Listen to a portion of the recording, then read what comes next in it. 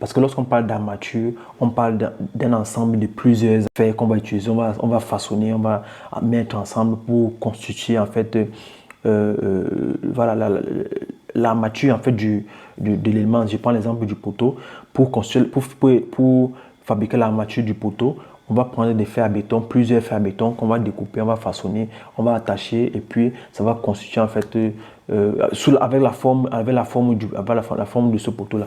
Donc pour donc réaliser cette armature, on a besoin d'un fer à béton, on a besoin de fer à béton de bonne qualité, on a besoin de fer à béton qui présente de très bonnes caractéristiques. La qualité première d'un fer à béton, c'est son élasticité. Un fer à béton doit être élastique. Un fer à béton doit être capable de subir la traction au maximum sans fléchir. Un fer à béton de très bonne qualité, c'est ce fer-là qui va subir une charge. Je vais prendre un exemple. Vous avez souvent vu parfois, je ne sais pas si vous avez eu à passer devant un édifice qui s'est effondré. Et puis, parfois, vous allez voir une poutre qui s'est cassée.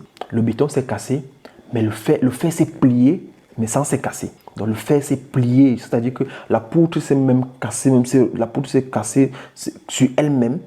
Le béton s'est cassé, mais le fer ne s'est pas coupé. Le fer s'est plié sur lui-même, peut-être même à 100 degrés, le fer s'est plié à 100 degrés, autant pour moi, mais il ne rompt pas.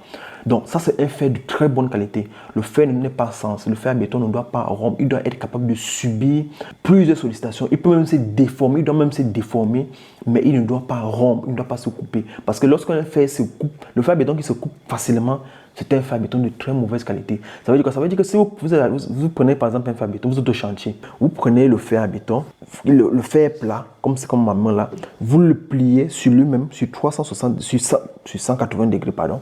Vous le pliez sur 180 degrés. S'il rompt, ça veut dire que ce n'est pas un fer de bonne qualité. Il doit être capable de se plier sur 180 degrés.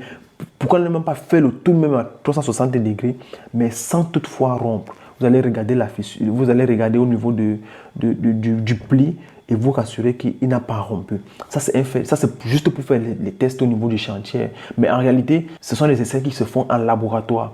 Donc, si vous avez un gros projet, vous pouvez décider de passer avec les faits au niveau du laboratoire. Au niveau du Cameroun, vous avez les laboratoires comme le Labogénie qui font ces analyses-là pour déterminer le niveau de l'armature, pour voir si le fer que vous allez utiliser pour le projet est de bonne qualité. Généralement, quand on construit les éléments comme les ponts, les ouvrages d'art comme les ponts, ce sont les essais qui sont très fréquemment exécutés pour se rassurer que l'armature qu'on utilise pour ces ouvrages-là, ce sont des armatures de bonne qualité.